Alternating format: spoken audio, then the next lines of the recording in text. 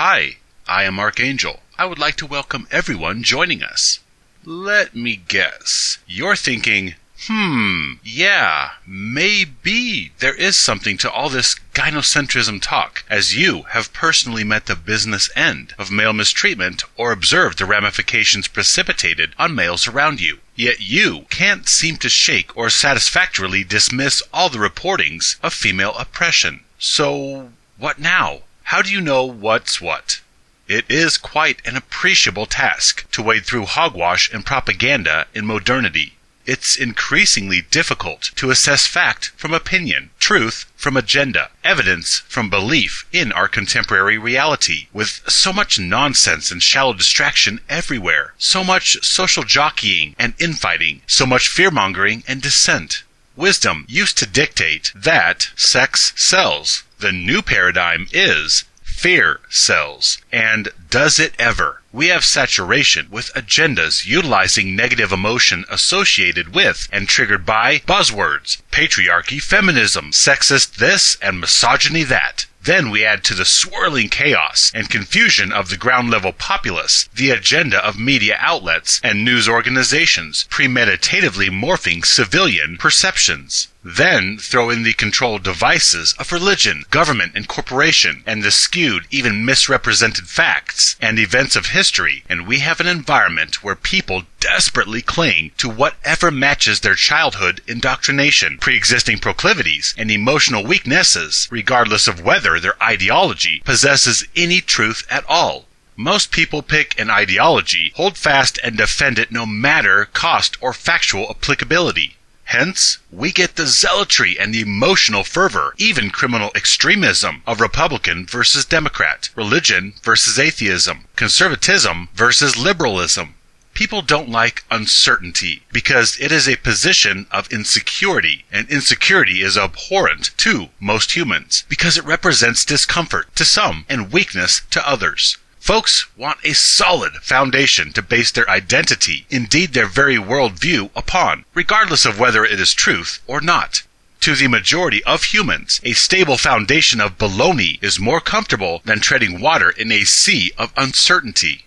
We are a fragmented world where you can secure contradictory reports on most anything. One study says food X is a health superfood. Another says it will kill you. One source says the polar ice caps are melting. Meanwhile, another reports they are actually growing, and both sources produce pictures to back their opposing assertions. We live in an age of much deception where technology has enabled, indeed emboldened, more and more voices to add their opinions to the global chorus. And it is easy for even the most pedestrian among us to doctor evidence to meet agenda or lead people astray for control, monetary enrichment, or simple entertainment. It is hard to know what to believe, and this is the way it should be. We need to think and reason, assess and discern. We have been dependent on authority organizations such as church and state to tell us what to believe and how to conduct ourselves in all aspects of life for so long that now, with technology and billions of voices challenging edicts of convention and authority, all seems chaotic. But in reality, knowledge liberation is our salvation. It is allowing the disadvantaged masses to awaken to corporate, governmental, religious, and social or ideological corruption. More specifically, access to an expanding knowledge base has allowed the oblivious layman to fit the pieces together and fully realize gynocentrism and disperse it to others. But with so much noise out there, male privilege this, female oppression that, how does one know what is what? Cogent reason divorced of emotion. Sure, you could admonish common sense or go with your gut, what resonates as truth to you. But so many of us are so doped up from crap in our food, so distracted by our social media and personal devices, we have lost touch with intuition. And common sense is simply coinage in a cup next to the convenience store register for everyone's usage if they are short a nickel or a dime. But reason is one thing we can utilize to cut through all the gender mudslinging and reach objective truth. Which sex is protected and which is expended? In other words, which sex is really the value priority of our species beyond doubt, beyond speculation, beyond inflammatory hashtags and anecdotal hearsay? Finding truth is easy, simple, and you can do it yourself, by yourself, to decide for yourself what society is all about. All you need to do is ask yourself, which sex dies for which sex? Look up the sex statistics of soldiers in every war throughout history, ever. Look up the sex statistics of hazardous occupation mortality throughout history, ever. This will, beyond all doubt, report to you who we as a species deem expendable, which by extension will tell you which sex we protect. This is all you need to see the truth of oppressive patriarchy versus gynocentric arguments. It's simple, easy, and you can do it yourself without relying on anybody else's interpretation. Now, if you have the urge to argue the answer of the preceding question because you are so indoctrinated with male vilification you cannot accept the truth staring you in the face, then look at the suicide statistics and ask yourself which sex kills themselves more. Okay, take that answer and contemplate this. Would not the suicide statistics reflect the lesser value mistreated class whose plight of suffering is remedied through self-termination? Would not the suicide statistics reflect the downtrodden class, not the pampered entitled royalty? Isn't that a more fact-driven logical assumption? You cannot deny truth. Women are protected and exalted. Males are devalued and discarded to produce the protection and exaltation of the former. This is truth. This is fact. This is independent of any further input, and you can discern this for yourself by yourself. To make sense of this, you need a larger synopsis.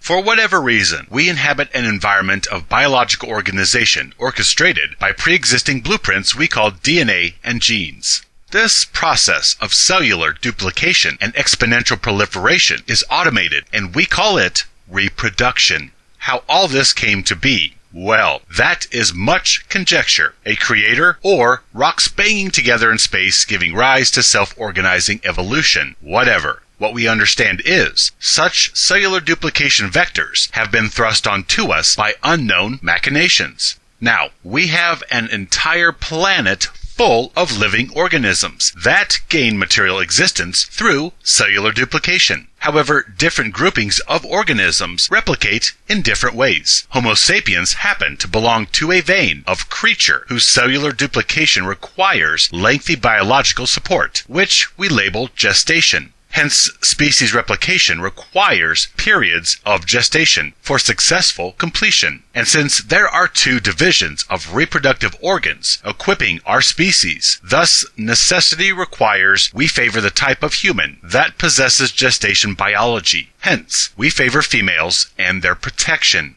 This favoring of females is called GYNOcentrism. In other words, we center attention on and promote welfare for females, which by action-reaction laws of existence causes males, the reproductive instigator of the human species, to be marginalized, their welfare conscripted for gynocentric sustenance.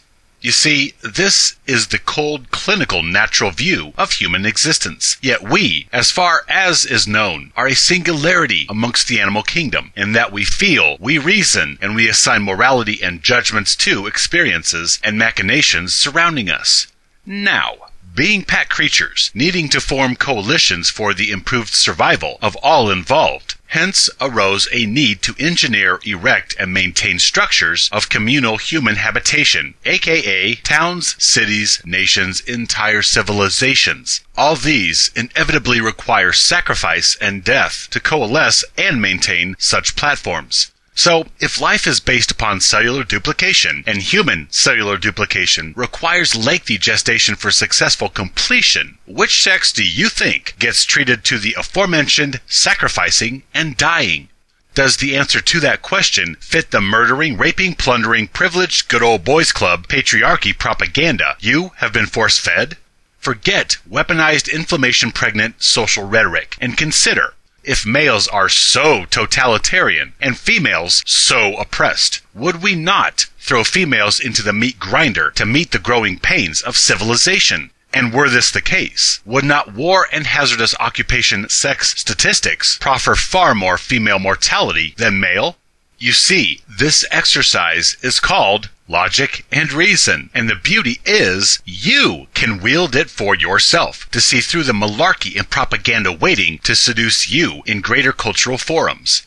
In the face of truth, people may parrot in an indifferent, sterile way that, yes, life demands blood and sacrifice, and this falls on guys because guys are disposable, and females are not. That's life. Deal with it. Yet this is wholly unsatisfying to humans, because out of our thinking and reasoning has arisen a concept not found in nature: justice. Being justice-minded creatures, humans have indeed set up governing bodies with laws based on reason and justice, such as protection for the disadvantaged. Such governance is not based on survivalist laws, but on morals and ethics. Yet amidst blizzards of social bull, most cannot see our abuse and consumption of males. However, when such truth as gynocentrism passes the truth-reason test and is brought to light, we evade it because it challenges the solid baloney you have built your identity and worldview on. Now, in a species endowed with thinking and reason, and the resultant sense of equity and fairness, thus you have two choices when faced with a great ideological upheaval. You can either accept it or reject it. You accept and adapt, or you deny and justify. If you reject male mistreatment, then you are a male empowerment warrior. If you accept it, the inequity between sex value prioritization demands reconciliation, which all humans must address in their own way. And the usual way for logical, justice-minded beings to embrace offensive duplicity is to justify it somehow. Yeah, it's bad or unfair, but... And the but announces hypocrisy justification just ahead. Hypocrisy justification benefits from claims of a higher good, more commonly referred to as the ends justify the means retort. You see, acknowledging inequity places the power for change within our hands, and an action following inequity illumination then bestows a bit of moral guilt on us for not intervening in justice. And in the face of gynocentric reality, following the reason test of who dies protecting who, thus male privilege being an indefensible position, humans looking to defend their solid baloney platform will predictably resort to the inability justification, meaning perhaps gynocentrism is reality, not male privilege, and the imbalance created by gynocentrism is perhaps unfair, even wrong. But that is life. Nothing we can do. We didn't make the rules. We are merely players dropped into a rigged game. We cannot change the roles of reproduction. That's how it is. The sooner you accept and dismiss male disposability in your mind, the sooner your cognitive dissonance will subside. So while we impose morality and ethics on citizenry through legal mandate regarding interpersonal behaviors or ethical standards for commerce, meanwhile, we each, in our own way, male and female alike, have rationalized male usage and expendability. Through justification, we have given refuge to inequity within archetypes of equity, and we sleep quite soundly doing so. These are some of the mental gymnastics humans embark upon when their paradigm is upended. Thought-equipped creatures either rebuke imbalance and fight against it, or they accept it and justify it to reconcile their responsibility in the blatant embracing or complicit inaction towards discrepancy that is repugnant to the human senses of fairness and equity, right and wrong. 'Tis curious, the moral juggling humans do. We cry foul when scammers fleece us out of our money, because it's wrong. Yet, using males to defend females through war, this is acceptable, right? Because that's just how it is. So we revert to helpless justifications. Sorry, it may not be fair, but it is what it is. Deal with it. And this inequity justification through victim status to an unchangeable paradigm thrust onto us by machinations beyond our control. This is the origin of one of the greatest coercive, controlling, shaming tactics we play on those who decry our embrace of inequity. This is the genesis of man up, suck it up, cowboy up, and soldier up chastisements. Meaning, yeah, it's unfair. We all have to deal with it. So get yourself together and move forward, soldier. This is a brief, expanded synopsis of our species' prioritization, beyond all the noise and tilted agenda-fueled propaganda infesting the corners of society, both actual and virtual, all of which clouds the basal issue: which sex is really mistreated and which is actually exalted. Most people are still reeling, unable to bring themselves to accept the reality of the reason offered here, nor the obvious progression of truth to its inescapable gynocentric conclusion. Males dying for humanity denotes lesser value than females, meaning females are elevated in worth above males. Females are privileged, and this counters every misogyny, female oppression, patriarchy argument, and buzzword wielded everywhere from institutions of higher learning to popular culture. People are still trying to figure out how male discardability translates to male superiority, which it cannot. So they drown out truth with wage gap, manspreading, catcalls, and all the lesser minutiae that obfuscate reality. Males are maligned, females are the superior class. People get caught up in the drama of arguments, and they determine their beliefs based upon the effective delivery of one opinion over another. Which side is more entertaining, more convincing than the other, regardless of evidentiary accuracy.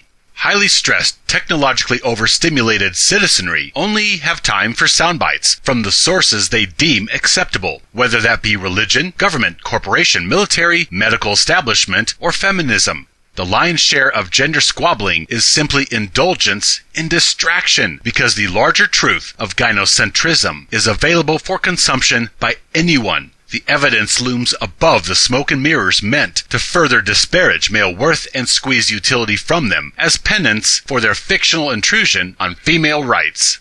There is a lot of noise and propaganda to color the issues of sex treatment and fairness. Guys say they are mistreated. Females say they are mistreated. Observe the leading edge of social thought, and you will see guys awakening to their abuse, even as females rattle the same old saw, that we are still oppressed. So, what is what? Again, it is easy for one to get buried in the rhetoric and agenda-loaded propaganda, but the evidence is out there. I could point you to female-favoring legislation, or social courtesies, protocols, and behaviors females are afforded that males are not. I could point out the mockery and derision, indeed the besmirchment and vilification of males as a class, to rebut the females' continual oppression claims. Yet all you need to cut through the mud, to give you a larger picture grasp of true inequity, all you need to flesh out our true state of affairs, is the mortality question. Which sex dies defending which sex? All you have to do is invoke your own reason. Which sex dies defending the other? And if you cannot accept the obvious truth that you yourself will inevitably arrive at, then please explain to me how disposability translates to privilege and superiority. In what applicable paradigm of human endeavor do you find royalty disposable for peasant protection? Male disposability proves, beyond all doubt, the nature of reality. Females are privileged. Males are oppressed. In terms of simple life value, all other arguments are distraction. But don't take my or anybody else's word for it. Be not seduced by persuasive assertions of impressive verbiage that sounds clever. Employ your very own reason and discover this truth for yourself. Only from this place of truth can rational people have any kind of meaningful discourse. Oh, and in case you somehow forget the truth somewhere in the future, remember, which sex does the dying to maintain society and its vessels of gestation? Y chromosomes of terra firma. Stand with me, live free.